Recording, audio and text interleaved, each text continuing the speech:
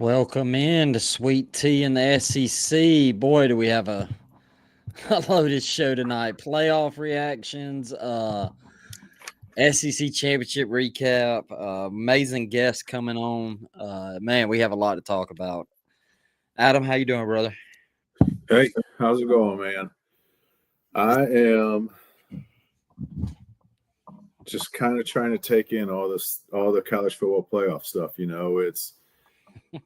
There's a lot going on that I didn't really expect with some of the teams' reactions that we have. So, just trying to take it all in and trying to figure out why the committee did what they did in a lot of different areas too. I kind of expected there was going to be some whining and complaining, and Oh, I mean, I call some of it pandering.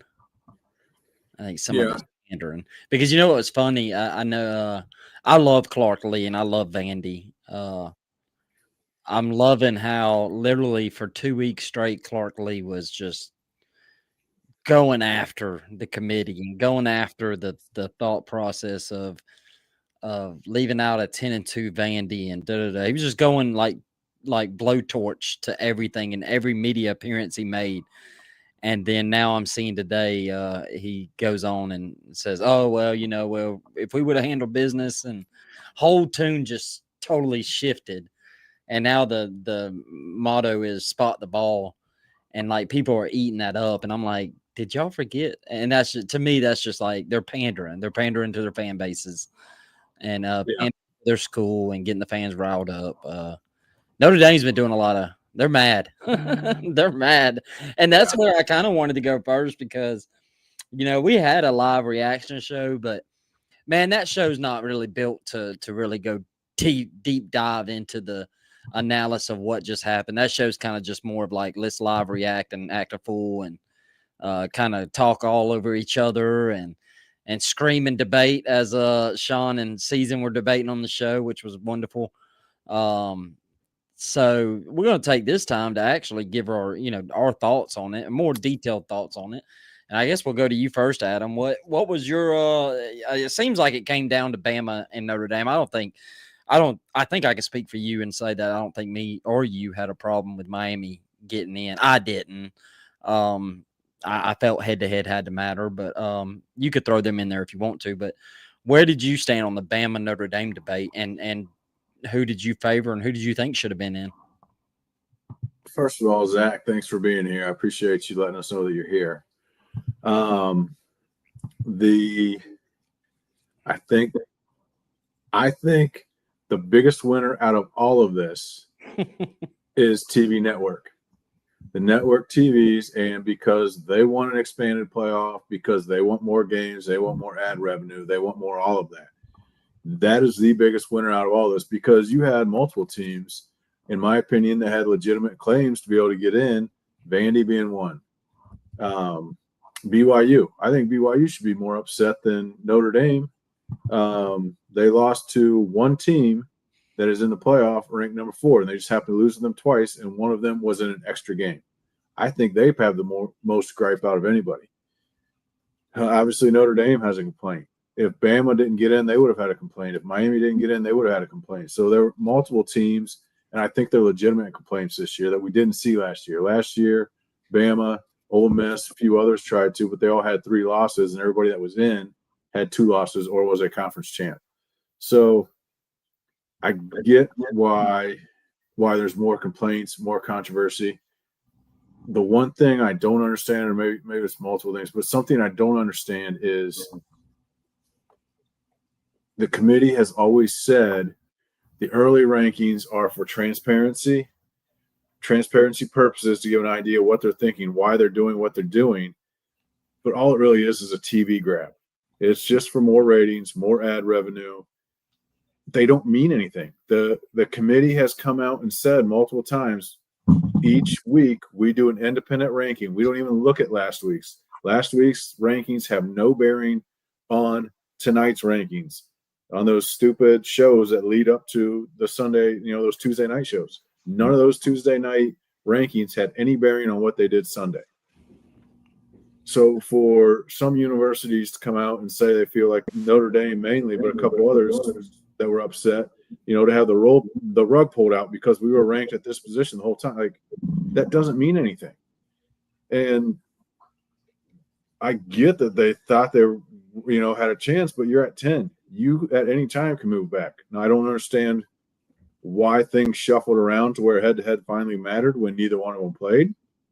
So that's like, there should be no rankings before the final. Just do the final ranking.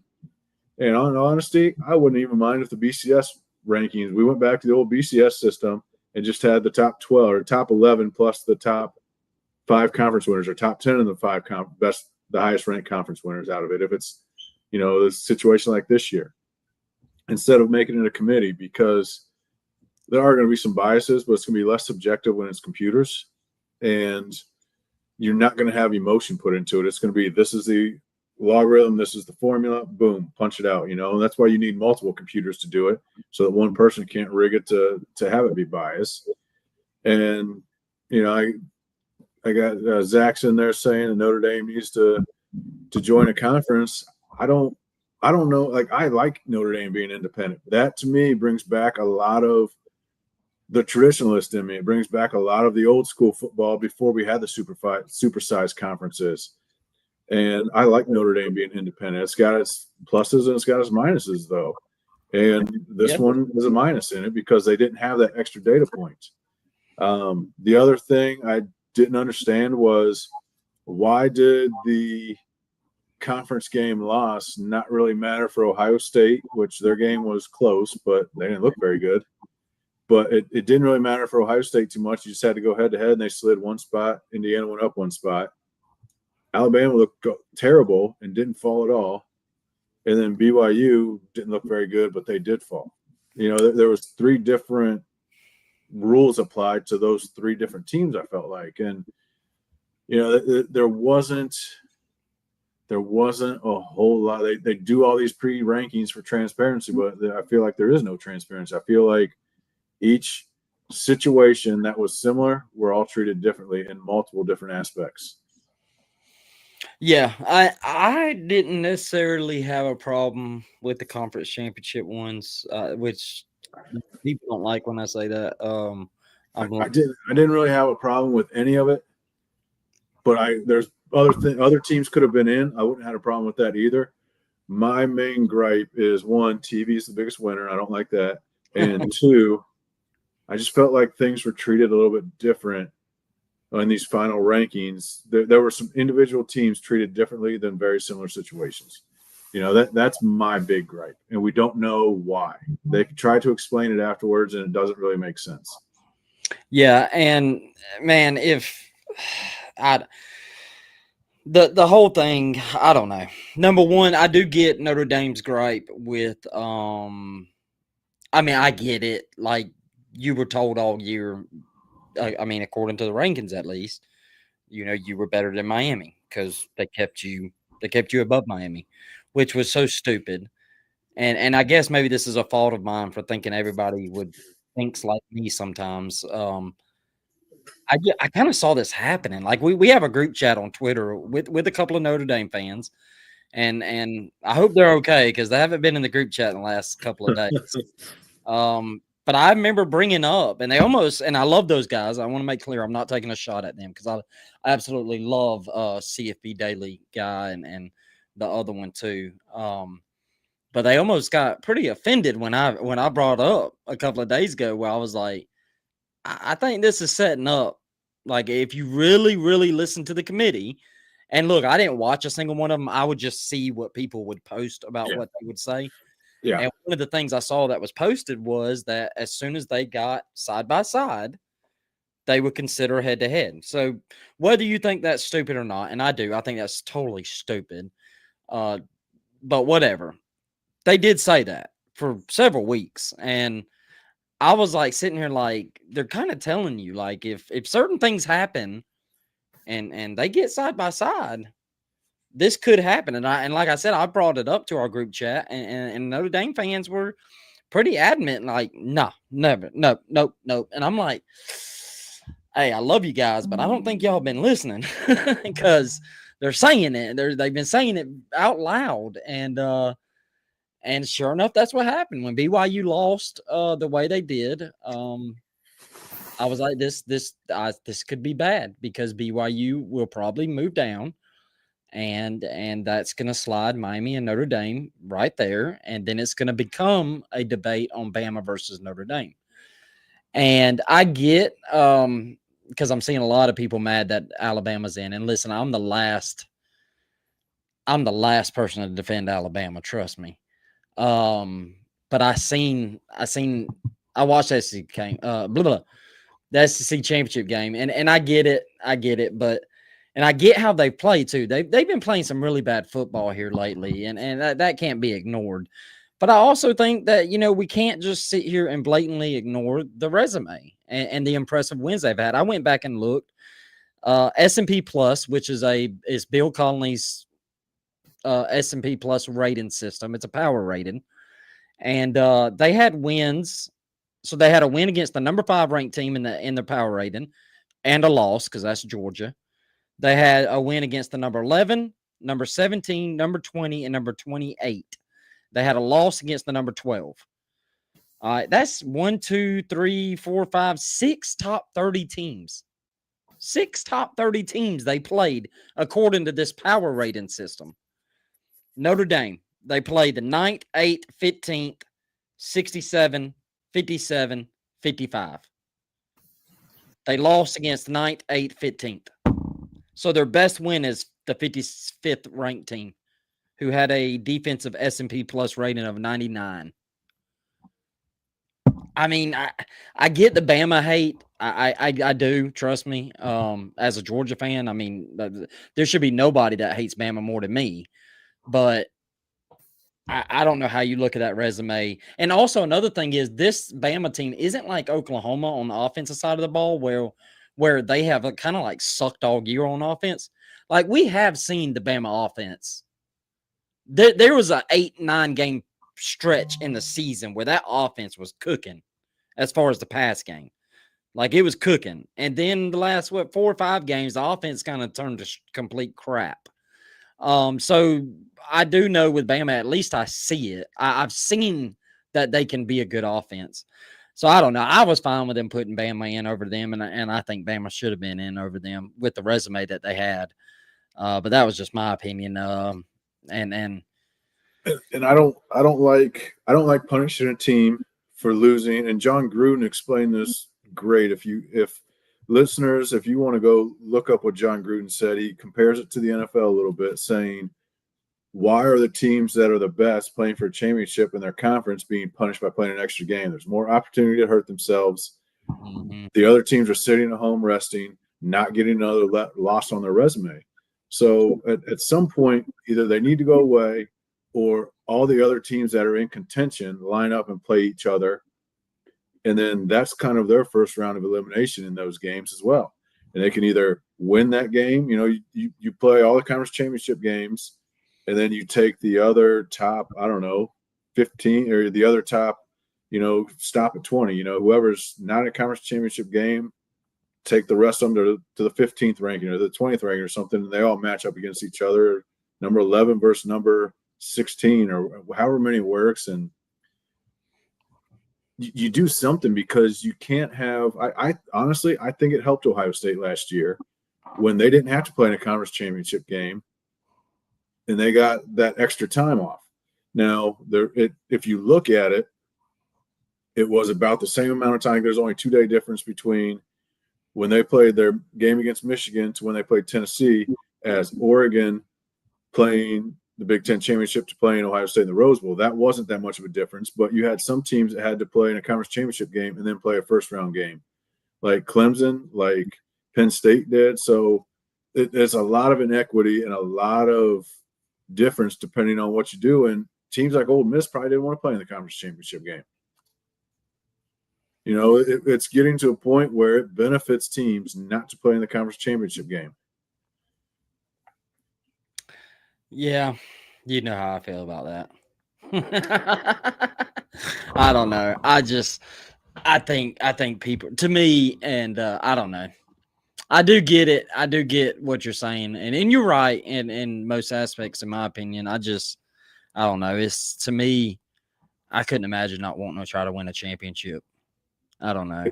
If I'm going to play in it, I'm going to try to win it. But it probably didn't hurt Miami's feelings that they didn't win the tiebreakers and they were still able to get in the playoff without playing that game. Well, yeah, but I start to wonder if they were. I mean, they had to have been scared to be out. Oh, You of know, course. this Of whole course. thing could have been fixed very simply if they didn't. There's this, I can't remember what conference it is. It may be the Sun Belt or it may be the American. I can't remember. There's a conference out there. And it's a smaller conference, and their tiebreaker is a very, very simple thing. It's like whoever's the highest rated in the It's the CFP. American. Yeah, the American. That's why Tulane hosted the Yeah. American Athletic Conference Championship game, was because they were the highest ranked team. If there was a two-way tie, it would have been head to head. If they don't play, then they go to the CFP rankings. Since it was a three-way tie, they went to the CFP rankings. Pretty damn simple. Yeah. If they would have done that, Miami would have been in the ACC championship game, not a 5-loss Duke team. And then none of this would have happened. Miami would have won probably against Virginia.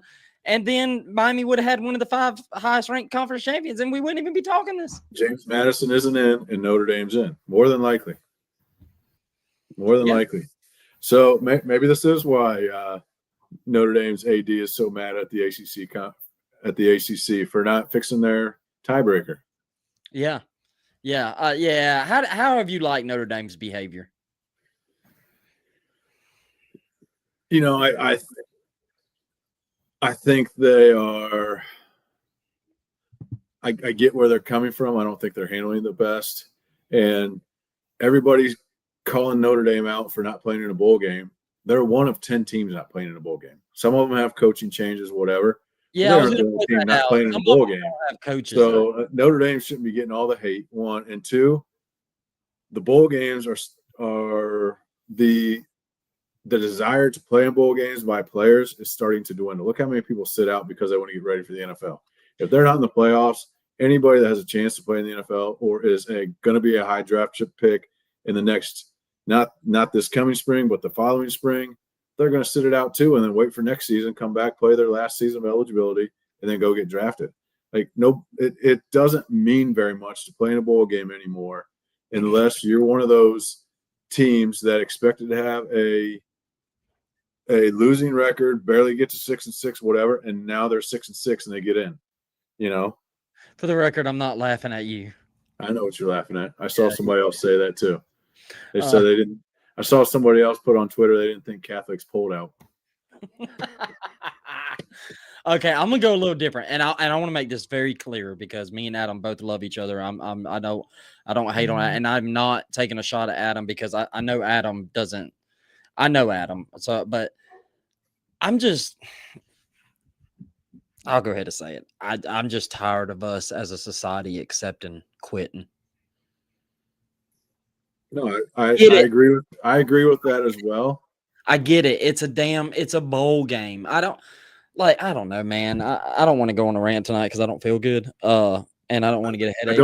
I don't think you're teaching the players much by doing it, but at the same time, if you were given an option to go to some work training that wasn't going to benefit you in any way, would you do it? You have the option. You can either skip this work training or you can go to it. It's not going to get you a better paycheck. Is it fair to me to say that comparing a work training, though, to a football game? Like, I play basketball, for example. I can't play no more because I have too many health issues. If you tell me, could I go play one more basketball game? Because I sure do miss it. I'm 37. I can't play no more. And I love that sport. I played that sport my whole life. I mean, if you could tell me if I could play one more basketball game, sign me up. Now, if you're talking about work, hell no, I don't want to go do another work. I don't want to do anything related to actual work, my job. I feel like the current college football players, and I think college football is one of the better teams with it, but being on a college campus, talking to some coaches, some strength coaches and stuff, your smaller sports, your basketball, your more individual sports, they aren't worried about that anymore. All they're worried about is chasing the bag and looking as good as they can. And I think it's happening slower with football, but it's moving that way. So it is work to them. They are not worried about playing that one last game. They're worried about what's going to be best for me to get that bag in the NFL draft this spring or get a bag going somewhere else next year, any of that. That's all they're worried about anymore. And I also think I'm sure there were some players on Notre Dame's team that were bummed they're not going to bowl game. I'm sure there are players on the other 9 teams that aren't going to bowl games that they're bummed they're not going to bowl games. It was me. I didn't ever play. And I went to 0 bowl games in my 5 years. It had to be a blowout for me to even have a chance to get on the field. So would I have been bummed if we didn't go to a bowl game? If I'd never been, yeah. If I knew it was just going to have to practice for 3 more weeks and not get any playing time, then it might not have hurt my feelings too much. Or if it's a little bit more modern, because nobody was leaving back in the early 2000s, a little bit more modern, you have all these people leaving and it's my last year. Hey, maybe there's a chance I can get some playing time now because 3 other safeties have left the team because they're either entering the transfer portal or don't want to get themselves hurt for the draft. So there's a lot of different scenarios in there. I'm curious. I haven't heard anything from the players. All I've heard is from Freeman and the AD. Mm-hmm. How many players did not want to play? How many players did? There's no way you're going to convince me 100% wanted to play, 100% did not want to play. You're not going to convince me of either of those. So I'm curious what the breakdown percentage was on who wanted to play, who did not want to play. Well, like I said, I'm not, and again, Adam, I'm not saying Adam feels this way. I just feel like, and I'm gonna sound like old man yelling at clouds here. And me and Austin's actually plan on talking about this even more on Thursday. Well, first, let me address Austin. He knows dang well he can't dunk on me because I played basketball with him, and he knows. And he knows.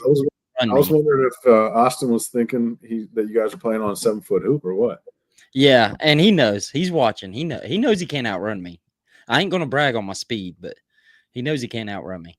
But anyway, yeah, I don't know, man. I just feel like we have gotten so far away from certain things from the older days. And I know that sounds like old man yelling at cloud. I do think that there's a lot of things in the new era of life that older people need to adapt to. There's a lot of good things out there that need to be adapted to, but I can never be okay with quitting. And I know we dress it up with a fancy word and we call it opt-out now. And let's be honest, we just call it opt-out so we don't say the actual literal definition of it, quitting. I mean, that's what it is. I mean, if you look up the definition of it, it ain't called opt-out. It's called quitting. But we put opt-out on it so it'll look all pretty and nice and it doesn't look too ugly because we just don't want to openly admit what it is. It's quitting. But that's just my opinion. I don't know. Call me old man. I don't know. I don't know. I don't know. Austin said, you're right, Duncan. Only Duncan I can do now is dunking a cookie in some milk. I'm with you, though, Adam, on some of the comments. I'm fine with Notre Dame's independence. I really am. I've never, ever had a problem with their independence. I honestly, you want to be honest? I wish they were all damn independent. I don't know if I would go that far, but I saw I forget who it was, but they tweeted out something about there's going to be one 80-team giant super conference, and then the divisions within that are going to be 8 10-team divisions. The Pac, it's basically the Pac-10. Now they had a few different teams shifted around, but the Southwest, the Big Ten, the ACC, the Big East. I'm like, so basically you're saying we're going back to the conferences of the late 80s, early 90s before the Southwest Conference broke up. Like, what are we doing? Like, it was better then, but everybody now is trying. So, and this is why I keep saying TV won on this, because more teams have a claim to the college football playoff this year than what they did last year. TV won. The whole reason we're getting all these supersized conferences is because of TV. All these schools want a larger share of the TV contract, and the Pac-12 way overestimated what their TV contract should have been 2 years ago, and that's why they broke up. Or 3 years ago, whenever that was. They just played their second season, so I guess it was announced they're going to break up 3 seasons ago, and that is what's driving it.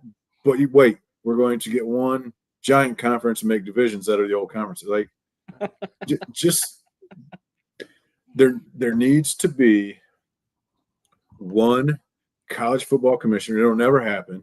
There needs to be one commissioner that oversees all of it, that advocates for all the conferences the same way that Goodell does in the NFL, and they're all, but all the conferences aren't equal is the problem, and they never will be. But teams are going to continue trying to get to the Big Ten and the SEC, and maybe the Big 12 if the ACC breaks down. They're going to continue trying to get to those because they get bigger paydays and a bigger share of the TV contract, because those two conferences get the most views, and that's the problem of what's going on. And you will never convince me otherwise that TV executives aren't going to ADs and conference commissioners saying, hey, if you can get those two teams, you should get them in your conference, because that'll up the paycheck per team by $4 million, because your TV contract will go up. And then they're going to these other teams, hey, you should try to leave your conference and go to conference XYZ. That school was never even thinking about changing conferences, but all of a sudden they're hearing $5 million more a year, $8 million more a year over 10 years, and they think they need to do it. And then they start talking to the president about it. And that's the part that bothers me, because I don't like it, but it works for football. Football is chartering their flights. They're going across country. They go in sometime Friday, stay the night, leave as soon as the game's over. You can't tell me it works out good for Cal to be playing in the ACC for volleyball or softball or baseball or any of those other small Olympic sports that aren't chartering flights and have midweek games. So that's what I really hate, is how they've changed it all. But now people are suggesting, wait, maybe it should be one super conference. Like, why did we change to begin with, other than money? Well, yeah, that's what it all boils down to, money. Athlete's Forum podcast, I wanted to ask him, because if I remember correctly, Athlete, I'm pretty sure I'm right. You can correct me if I'm wrong. You're a former college football player. I would love your perspective on bowl games and opt-outs and stuff. So drop a comment, because if I remember right, I think you played college football, and Adam did too at Kentucky, as he mentioned. And he gave his yeah. So I'd love Athlete to share his real quick. Did you see? And we got to move quickly at some point. But did you see the rule next year that states if Notre Dame is ranked in the top 12, they're automatically in? So essentially, if that rule was in place this year, Notre Dame's in, Miami's out. Yeah. I thought it was top 11 if there's 12, if it stays at 12, and I thought it was top 13 if it moves to 14, which is essentially, I don't know why people are getting upset about that, because that's essentially what it is anyway, unless you have two group of 5 teams. And all the people complaining about the 2 group of 5 teams need to stop too, because the system worked out exactly how it was supposed to. It was designed to guarantee only one group of 5 team gets in, but you just had a bad ACC team with 5 losses win the conference, so now 2 get in. Like, it worked out exactly how it was supposed to, but the power conferences never saw or never thought a team with that bad of a record would win a conference, so they thought they were guaranteed to only allow one group of 5 team to get in, or group of 6, whatever it is now. So that as well, everybody wants to complain about that. That's the system that was set up. You don't like it, tell the conference commissioners and the Notre Dame AD that decided on that to change it, which they all have to unanimously decide on. So, yeah. Athlete said he's traditionalist, so obviously he misses the bowl games. That means something. There's no opt-out. Now they're just hard to watch, and unless you're in the playoffs, no one cares. I'll actually, I'm not pushing back on that, but I do see that a lot on Twitter. And I had mentioned this on Twitter the other day. The ratings for bowl games continue to go up. Like, they're massive. Like, there are a lot of bowl games that outrate NBA games, professional basketball games. I watch them. I don't understand, and I'm not picking on Athlete here at all. I'm just saying, like, I see that a lot on Twitter, like, oh, they don't mean nothing, or nobody watches them, and I'm like last year, the bowls actually set records for TV ratings. And like I said, yearly, they're outdrawing freaking NBA games. So like there's some kind of disconnect either with me and what I'm seeing on Twitter, because I keep seeing people say they don't watch them. I keep seeing people say they're meaningless. I keep seeing people say that they don't matter or nobody cares about them. Yet when the TV ratings say otherwise. This is I think you have a lot of people saying they don't mean it. Like they don't mean that. I'm still going to watch them, but in all honesty, well, yeah, I should have said that differently. They don't mean that much anymore, because if you're not in the playoff, it's even more of a meaningless game than what it used to be. You still get a trophy if you win. You still get to hold it up. You're whatever bowl champion. And like I said, those teams from the smaller conferences that didn't expect to get more than 6, 7, 8 wins, and they do, and they go win a game, that's a big deal to them. It's a big deal to schools that get that extra practice time. Yeah. But what I think is going to happen is some of your very smallest bowls, because so many teams are going to start opting out, whole teams, not just players. The teams are going to start opting out. So now you're going to have, we'll say 8 bowls drop off, and the Sugar Bowl is part of the playoff. All the big bowls are part of the playoff now. So I think they're just going to end up being less bowl games, and your middle tier, your fringe top 25 team down to about 40, somewhere in there, those type teams are going to start opting out if they don't make the playoff. Teams that had playoff aspirations or thought they should have been in, and maybe 40 is too far. We'll say ranked 15 to 30-ish. Those teams will opt out, and that's going to move your lower teams that go to usually the early lower tier bowl games. They're going to push them forward. Those teams get a little bit better of a bowl game. I mean, it truly is a great bowl experience. I've gone as administrator a couple times. It's a great bowl experience. The universities, the teams are allowed more practice, so you're going to spend however long you have till the end of the season, sometimes 2 weeks to 4 weeks, depending on when your last game was at Thanksgiving or a conference championship game, to when your bowl game is. You're going to send guys to the weight room, and the guys that are actually playing, they're going to be lifting, they're going to be doing conditioning, make sure their fitness is kept up, but they're not going to be doing a lot of hitting. They're going to be watching a lot of film. They're going to be doing some short, just helmet, walk-through type stuffs on their opponent. But you're going to have your redshirt guys and your backup guys, your third, fourth stringers that don't play and don't typically travel. They're going to be scrimmaging because it lets the coaches see what they can do in more live action. It gets more stuff on film. It's almost like a mini spring practice, but you're also giving your main core of starters and players a lot of mental reps for the first week or two until you need to start amping up again and going a little bit faster pace for the game. So there is value to it, but who determines how much value it has? Is it the fan? Is it the TV network? Is it the university? Is it the players? Everywhere has different views on the value for it. Yeah. All right. We spent a lot on that. Let's get into the SEC championship. As you can see under I guess my name went away. I don't know. Under my name, I had my name on here, and then it went away. Let's see. I get 2 views of it. I get there we go. I get a full screen and I get a little split screen, but it was BTA, okay. Baby. They did. They did. 8-7. I can't say I'm surprised by it, and statistically, they didn't really. I don't feel like they had to do much because they just ran the ball, and Alabama couldn't run the ball. The passing yards are somewhat even, but when you start looking at the rushing yards, it is insane how bad Georgia dominated that game. I had my buddy that's a Georgia fan text me, and he said every team in the SEC outrushed Alabama today, and all but 2 teams played, -3 yards. That's insane. Yeah.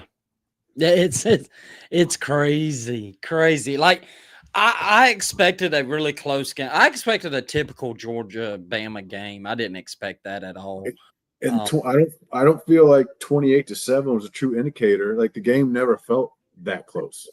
It didn't. Like when Georgia was up just 14-0, I was sitting there like I was telling my wife, I was like, it feels over. Yeah. Like I don't feel like Bama can do anything. Now, as a Georgia fan, you always have the, the chills down your spine, the sweat dripping off your head, and I think this was before half. And I'm like, you always have those chills of like, okay, here comes halftime. Ty Simpson's going to get benched. The backup that we've never heard of is going to come in, and second 26 is going to happen again. But deep down inside, I was sitting there like I feel really good. Like we're fixing to win this thing, and I think we're going to fix to win this thing big. I'll be honest, I was surprised. I I wasn't okay. The -3 did surprise me. I wasn't surprised that Bama couldn't run the ball because Bama hasn't been able to run the ball for weeks or 12 weeks. But it surprised me all season though too. Yeah, that's true. If Ty Simpson's not slinging it for 300 plus and somehow getting a lot of time or making move around the pocket a little bit, avoiding sacks, then they're not winning games, and or if they are, they're barely scraping by. And like he carried that offense all year. Their rushing game has for the most part been non-existent all year, which just blows my mind. That's just completely different than what I've come to expect with Alabama football the last 15 years. It's a different philosophy with DeBoer than Saban, and I guess I'm still just struggling to get used to it. I see that crimson with the number on the side. I'm expecting them to have some stud running back, if not 2 or 3. Well, I think Bama, and I'll clip this because I feel like I need to talk to Bama fans because like I don't know when it's going to get through to their heads. They're still a really good football program, like Absolutely. a football program. But we've got to, Bama fans, please, for the love of God, listen to me. I'm trying to help you. Look, you're not bad. You're not going to the dumpster. You're not going pre-Nick Saban days, but you got to come to grips with reality. The Nick Saban days are over. You are a normal ass college football team now. You are going to be just like Georgia. You're going to be just like LSU. You're going to be just like, all these programs that don't, we don't go 11-1 every single year, or 12-0, and win 7 national championships in 10 years. Like, welcome to the club. You finally have joined the real life college football club. And I'm like, I don't know what to tell you, Bama fans. Like, just understand that. Like, get that through your head. Like, Nick Saban left. You're still really good, but I don't know. I don't know. I don't know what to tell them. Athletes Forum podcast said, Chris, how do you feel about the Dogs this year going to the playoffs versus last year? I'm glad you asked that because that'll segue us to this. We got 5 teams in the SEC, in the college football playoff. How do I feel? Did you? What, Sean's comment? No, Sean's is funny though, but yeah, I think a lot of Alabama fans don't realize that run under Saban was an outlier and is unprecedented, and we'll probably never see anything like it again. We won't. I'm 37. I'll be dead before we see it again. If we see it again, I don't even think my child, who's 13, will see that. I don't think so. Yeah. Anyway, Athletes Forum podcast said, "What did I feel a lot better this year than I did last year. I did not think when we got to the playoffs last year we were going to go all the way. I did think we were going to beat Notre Dame. I famously came on this show last year and said Georgia was going to blow Notre Dame out. That didn't happen. I did feel really good about beating Notre Dame. But I do feel a lot better this year. I feel like we are playing our best ball. And that leads us to this question, Adam. I feel like out of the 5 SEC teams, I would put Georgia at the best chance to win it all. Out of the 5 SEC teams. So you got Georgia, Bama, Oklahoma, Ole Miss, and Texas A&M. Ohio State is still the odds-on favorite to win it all. But we're just talking SEC. The 5 SEC. No, I'm saying overall, I would not be surprised if Georgia does win. That's to me that's not a surprise. they're playing really well right now. They are peaking at the right time, and I think they're going to make a deep run. I really do. That Ohio State, if it works out to where it's Ohio State Georgia, that game would be in the semis, right? That's going to be an amazing game. In the Fiesta. Yeah. Sucks for Georgia fans. Sucks for Georgia fans. But they don't care. They don't. Don't. Did you see this? That non-CFB bowl viewership increased by 14%. So that's what I'm saying. Like this is what I'm saying, and I don't think I got my point out well. What I'm saying is, all I hear on Twitter is nobody watches them. Like, oh, we don't care. I'm talking from a fan perspective. All I see people say on Twitter is, we don't watch them, abolish them, get rid of them, get rid of them. You're either just 30 people on Twitter just screaming and you're just the loud minority, or you're lying. I don't know which one it is, but I just don't. You're lying, because the numbers indicate you do watch it. Because as the commenter pulled up and said right here, it went up at 14%. So I don't want to hear people say they don't watch bowl games, because they clearly do, according to the TV ratings. They clearly do. Yeah, they do. I think I think it's just the people that yell the loudest, to be honest. It's the angry old man yelling at clouds type people that, oh, I'm not watching this. They're opting out. It's those type of people that don't like seeing college football evolve. And it was inevitable it was going to evolve. And if the people that people that run everything would have allowed it to slowly evolve and been able to regulate it, it would have evolved much smoother and been a much better transition to where we're at now. But they sat on their hands and fought it like crazy. Yeah. All right. Well, we've got a special guest that Adam has hooked us up with, and I'm very excited about this. I'm going to let Adam do most of the talk, and I'm going to stay on, or I might hop off. I don't know. But I'll stay on. Adam is going to introduce him, and I'll bring him on stage. Is he in the waiting room? Yes, he's in the waiting room. And I'll bring him on stage, Adam, if you want to introduce our guest. All right. Go ahead and bring him in. What's going on, Caudill? Hey, what's going on, man? How are you? I'm doing well.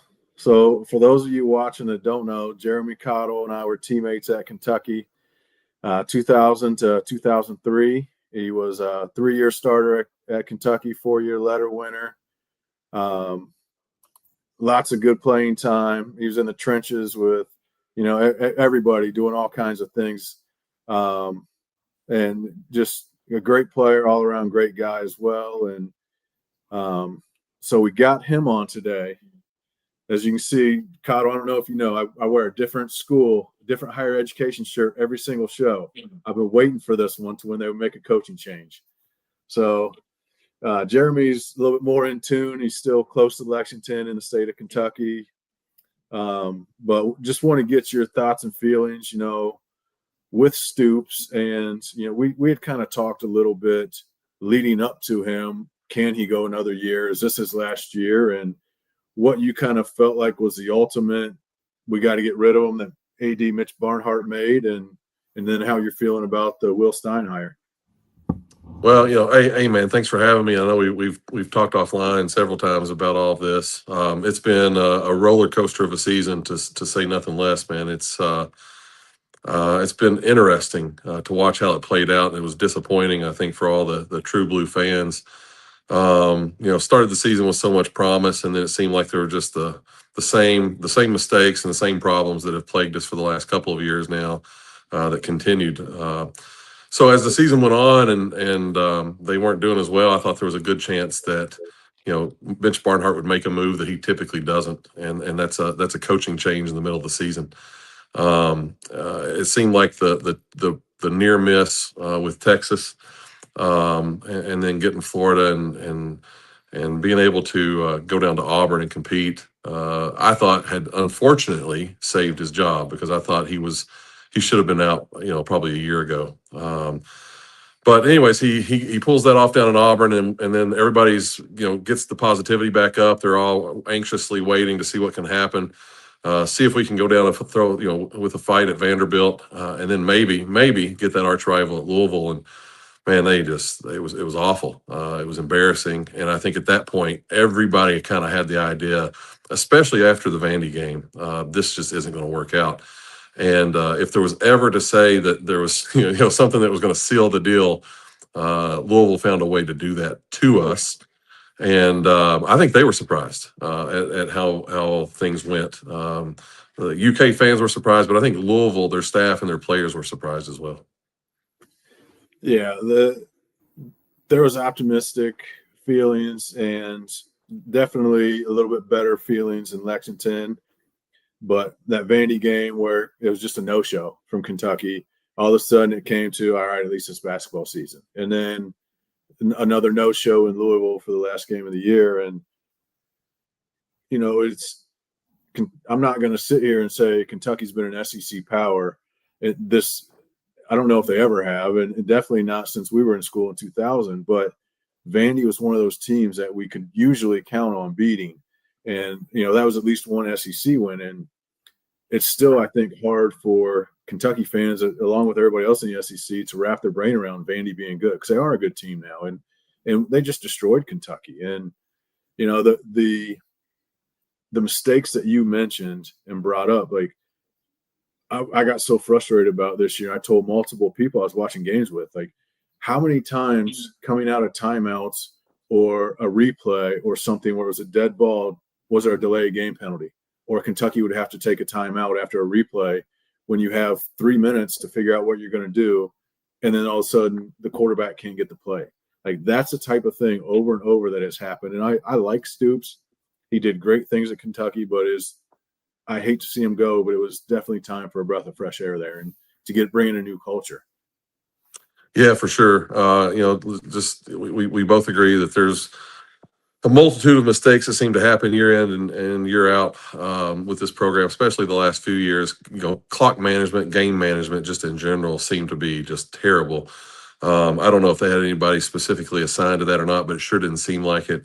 Coming out, you're right, coming out of timeouts, change of possessions, not having either the personnel on the field and having to make a call, had to make a timeout, not getting the play call in time, which you would think they would come off the sideline with that play call and maybe an audible or something they could go to depending on what the defense came out in. Special teams mistakes that just didn't make sense. We had a guy that couldn't catch punt returns earlier in the season. We were having to sub him out. It just, it never looked like we were clicking on full go with the exception of a couple games. And so, at some point you have to make that change. They probably waited a little bit too long. Again, he bought himself some time with the Florida and with the Auburn games. But I think that kind of bit him a little bit. Now we're kind of in a rush to get some support staff in there for Stein, defensive coordinator, offensive coordinator, finally nail it down. There's rumors everywhere that we're getting these people in, and then they're coming around and turning out that those reports maybe aren't as accurate as they're initially reported. So we're still in a waiting game for that. And it's really hard to hire your assistants until you have your coordinators locked in. They're going to want to say so. They're going to want guys that know their scheme and know their system. And right now we can't even get the coordinators set up. So it's going to be something that happens quick. I think there's some things that play in the background right now. Probably some guys that are waiting on some things to happen in the NFL and some other college teams, but hopefully they'll get that nailed down. They got to have it done by Christmas. They have to have it done by Christmas. I agree with you there. I think the Stein hire is a great hire. I love the offensive mind that they brought in, because I think the defense played well enough outside the last two games to win the majority of the games this year. And I think they have some talent there. They have bounced around offense coordinator here and there the last 6 years. Stoops hasn't been able to keep an offensive coordinator. So I'm hoping Stein can bring his offense in and get coordinators that will buy in and stay there at least a few years. And like you said, that staff needs to be in place by the time the team gets back for those January workouts. We went through this a couple times. What do you think, or kind of talk to the people watching, what it's like for going through the process of trying to figure out who your next coach is? We went through it when Coach Morris went to Baylor and they hired Rich Brooks, and nobody really knew what to think. This was before social media, so we were getting updates through SportsCenter for the most part. And then all of a sudden, there was rumors that Bill Parcells had a meeting with Barnhart on a plane or something, and then 2 days later the Cowboys hired him, and then it was Rich Brooks. And I don't know if I fully knew who they hired because you couldn't really look it up until we got back to campus in January. What was that experience for you going through that? Yeah, I mean, the transition from Hal Mummy to Guy Morris was obviously a little smoother, being that he was in house, and so it kind of left me unprepared to deal with my junior going into my senior season when they made the change and Morris decided to take the Baylor job. Um, I was never one that thought that was handled very well. Long term, I think Brooks brought a lot to the program, but he also slowed down the program for a couple of years. And some of that honestly may have been intentional because I think he was making some staff changes that he wanted to make. That being said, you're right. We went in, I think we had a meeting with Mitch Barnhart, the seniors, where he asked, if we had any suggestions or things that we wanted to keep either the same or what we wanted to see changed. Coming out of that meeting, we thought that there was some big names on the table. There was the whole Bill Parcells thing. I'm not sure that I ever bought into that, but apparently he was on a plane at the airport, according to some people. That being said, when Brooks got named, I'm not sure I knew who the guy was, to be honest with you. And I don't think a lot of people did. He was kind of senior status at that point, anyways. Now he's done some things in his life, and he's been coach out west where he did very well, but at the time he was relatively unknown. And like you said, we didn't have the ability to kind of deep dive into it like you can now. And so, everything was waiting until the end. There was a certain level of unsettledness. And there was lots of talk about guys who would stay there. Now, the transfer rules were nowhere like they are now. I think if you're in that situation in modern times, there's a bunch of guys that head out real quick. Back then, it was a little more confusing, but it was made to be more confusing to try to keep guys around. And so that's a big change. But yeah, now it's just like a circus at the end of the year watching some of these changes, and you've experienced it down there at Tulane and in Louisiana, LSU, Florida, all these teams in the SEC have made big changes, but there's been big changes across the country, and it's a whirlwind and a carousel, to say the least. What do you think? It's just hard to predict, but especially without knowing who Stein's full staff is. But what do you think are one or two things he needs to do to hit the ground running for a successful season? And then what's kind of a win total number that you would put on him to consider it a successful season for Kentucky? Well, I think he's got to get his coordinators locked down as soon as possible and start looking at assistant coaches. Anwar Stewart, who played before me at UK, he's been a valuable asset to their defensive line and coaching those guys up. I think they played better this year with fewer big names than they had the past 2 years, even past 3 years. But you've got to be able to get guys like that to stick around. There's some other guys that are currently looking and taking other jobs, as I'm seeing out there right now. So I think you've got to get these assistant coaches nailed down, and that way they can help with the recruiting. They can help, get schemes put together.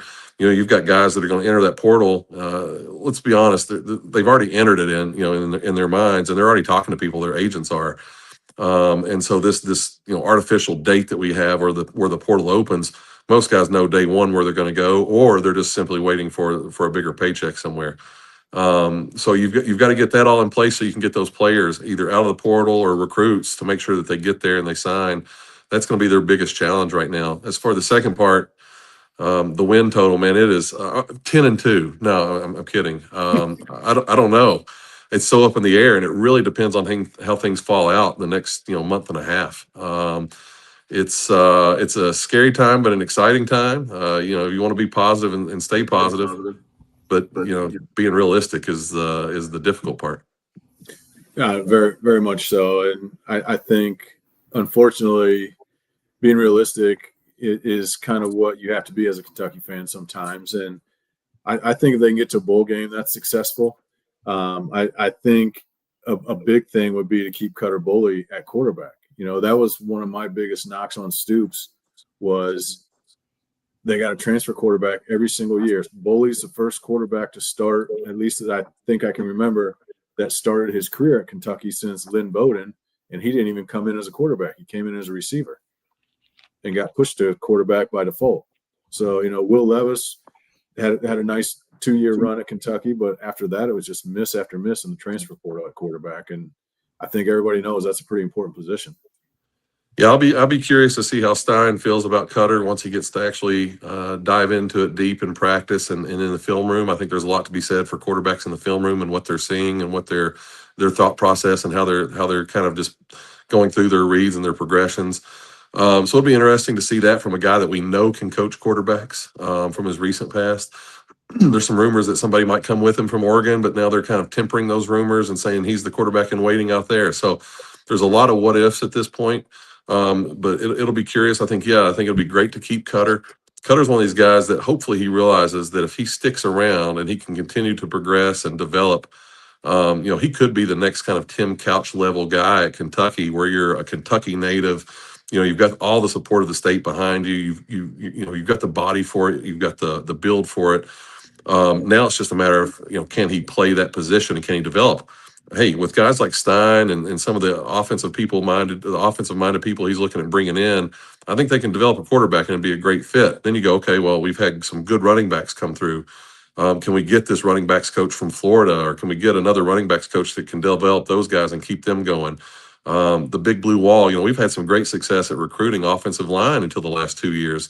And things kind of fell off until this last season when we got some big pickups on the transfer portal. So there's a lot of big things on offense that can happen with him. And the defensive side of the ball, like you said, we've been solid. Can we keep some of those core guys? Can we keep some of the guys that we were developing? Can we keep a coach or maybe two, and then build off that? I think that's the bigger question mark right now. Yeah, the big blue wall you mentioned, since Coach Sarman, rest his soul, since he passed away, that big blue wall just hasn't really existed, and I knew he played a huge part in recruiting those guys and was a great coach fundamentally and really teaching technique to them. I don't know if I realized how big until that's really fallen off here the last couple of years. Yeah, I ran through some old photos the other day and caught a picture of Sarman when he was actually playing. Thought that was interesting, and he's been one of these guys, man, ever since he played at Kentucky. I got to grow up watching him play the few years before I got on the team. He was a graduate assistant my freshman year under Morris, and I thought highly of Morris. And so, watching him through the progression of a player and then as a young coach and then into a head O-line coach, man, he really knew what to look for in guys. And you didn't have to be the best in the world because he knew he could develop you and get the most out of you. And guys were just willing to play for him. And you're right, we lost a lot when we lost him.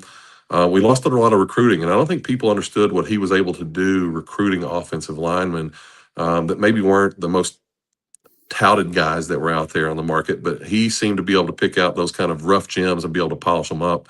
So we're going to have to make sure that we have somebody there that can do that going forward. And I feel like he was genuinely able, because when he was a GA, he ran the scout team offense. And I was on that scout team offense going against the starting defense and stuff. And even us guys that majority of us were never going to get playing time, he truly connected with all of us. There was something about him that always stuck with me where I truly appreciated everything. And he was a grad assistant. He wasn't he wasn't coaching my position or anything, but I always felt like I connected to him well. So it was no surprise later on realizing how important he was to recruiting the offensive line. Well, as you said, God rest his soul. I think he was on track not only to be a great offensive line coach, but I think he was destined to be an excellent head coach. And I could see him being a head coach at UK or any other SEC school going forward. He just brought something special. It's something that I've seen, very few times in my career, and I've been blessed to be around a lot of great players and great coaches. But there's a guy down there that pretty well down at Tulane that's going to move on to Florida. He's one of those guys, and I call him leaders of men. And so John Schlarman and John Summerall both were leaders of men. And you see where it's getting Summerall now. Oh yeah, I don't want Florida to do well. It pains me to say that, but I want him to succeed, and I don't. What I see him do when he talks to his players, the attitude he has, the way he gets them to buy in, like I'm ready to suit up, buckle up the chin strap again, and run through the brick wall for him. And like there's only so many people that can do that, and he can do it. I think he's going to be successful at Florida for it too. Well, I think one of the best things, and one of the things that he's kind of exemplified the last 5 years, is that he doesn't just talk the talk. He's walking the walk. He's there. He's one of those guys that preaches player-led teams, and it's not a lie. You look at the teams that he's had, and the players, they're special guys, in just the way that they approach the game and the way they play the game. And I think that really showed in Tulane's commitment to letting him finish out the season, because I think those players, again, I've been through it. There's definitely some heartache, and there's some strife that you have to work through to stay positive towards that coach.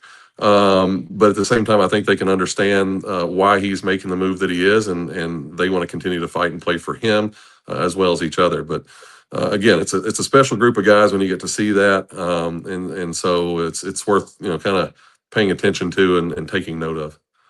For sure. So we'll have to. I don't know what next year's schedule look like, because I know that they're changing around a little bit. But we'll have to make a road trip to Gainesville and get some behind the scenes stuff with Summerall before we put our Kentucky blue on and go cheer on the Wildcats in the stands. But maybe on Thursday, Friday, get some behind the scenes stuff. Look at their facilities if you're able to get down there. Yeah, no, I'd love to make it happen. We'll call them and force it. All right. Jeremy, I know Chris has a question for you before we jump off and wrap up. Oh, this feels like it could be dangerous. Let's go. No, definitely not. First off, appreciate you coming on. This has been awesome. But we had a fan question in the comment that I thought it was a great question. I thought it would be interesting to get your thought. Athletes Forum podcast, who has his own podcast, he did an episode with a Kentucky Wildcat fan, and he would love your Mount Rushmore of Kentucky Wildcat ball players. Oh wow, yeah. I think coming from being from Kentucky, it's probably easier to come up with a list of basketball guys. But no, football guys, man. I've you know what? I've played with several great guys. I've gotten to be around several fantastic and memorable guys. I've gotten to watch even more play. Let's see, probably Bill Ransdale. He, like a lot of people, unless you are a Kentucky fan from back in the day, a lot of people don't understand who and what Bill Ransdale was. Look him up and see what he accomplished at Kentucky of all places, and I think you'll understand that. I played beside a guy named Dwayne Robertson, and if anybody knows defensive line in UK in the early 2000s, Dwayne Robertson, I think, went number 4 overall. Made some money and made a storm his first few years before getting hurt. And prayers with him. He's been battling some issues, some health issues. Makes me feel very fortunate to be in the situation I am. So prayers to him in the meantime. But getting to watch Tim Couch. I was in the locker room when they won their game to make them bowl eligible. The season when they finally got back to a bowl game, went down to the Outback. Dusty Bonner was a great leader. I say Dusty Bonner was a leader of men, and Dusty Bonner is a guy that got overlooked quite a bit. He was in between. If you can imagine a tougher situation being between Tim Couch and being between Jared Lorenzen, right? 2 of the biggest names at quarterback at UK. Dusty Bonner was one of those guys. I got to play with him later on in an arena team, and he's just a good dude that knows football and has common sense. So those are a few. I mean, there's all the big name guys. Marty Moore from back in the day. Those guys. It's cool to go to the K House before games at Kentucky and get to run into some of these older names and hear their stories. Yeah, you laid out a great list. I think Babe Pirelli would be another one to put on there. Well, now you're going old school, brother. Before my time, but any list of Kentucky players, that he's always on there. Wawa Jones. We'll throw out Wawa Jones. Wawa, if I'm not mistaken, played basketball and football at Kentucky, and he may have been there around the Rupp Bear Bryant time frame. Yeah, I think Dimitri Dawson's another one, Kentucky guy that I think a lot of people overlook with Kentucky, and then Wesley Woodyard's another one that I want to put up there. Played with him my 5th year. He was a freshman and undersized dude. Had more desire, he had like that David Pollock motor to him. Just gritty, was going to outwork everybody, and he ended up playing linebacker 4 years at Kentucky, undersized as he came in as a safety, and then played in the NFL for quite a few years at linebacker. So, yeah, you've got Derek Abney, Yep. held punt return records for a while. You talk about an undersized guy. Not even just SEC records; those are NCAA records that he had. Absolutely. So getting to play beside of somebody like that. We'll go to let's see, you got Jared Allen. Just so many names that come out of Kentucky that you don't always think of Kentucky as the NFL program, especially out of the SEC. But the guys that left Kentucky made a mark in the league. I got to know Randall Cobb really well when he was here, and got to talk to him. And you talk about you talking about an intense dude, a hard worker, a guy that would not say no to anything that was thrown in front of him as a challenge, and a smart guy, a very intelligent guy in the classroom. He was another one that had to play multiple positions at UK too. Yeah, you look back and you look at the success that Kentucky's wide receiver. Yeah, you look at the success that some of these players had at Kentucky in positions that they didn't really belong in. Bowden, nobody ever would have seen that guy as a quarterback until we absolutely needed it. And then we made an offense from nothing that season, simply running the ball and playing with the athletes that we had. So what's really scary, I hope is scary to the rest of the SEC, is to get a Kentucky team that fires on all cylinders, has a true offensive coordinator that can put a simple yet complex, if there's such a thing, offense on the field, and then play with the defensive intensity that we've had the last couple of years. Yeah, that would be great. And I think we're about out of time. So, Jeremy, I appreciate you being on, man. It's always great catching up with you. Great insight to the people watching the show. And this was great, man. I appreciate it. Thank you very much. Well, I appreciate it, guys. It's been a pleasure and an honor, and I love the name, man. Sweet Tea in the SEC, baby. Yes, sir. Thank you, man. All right.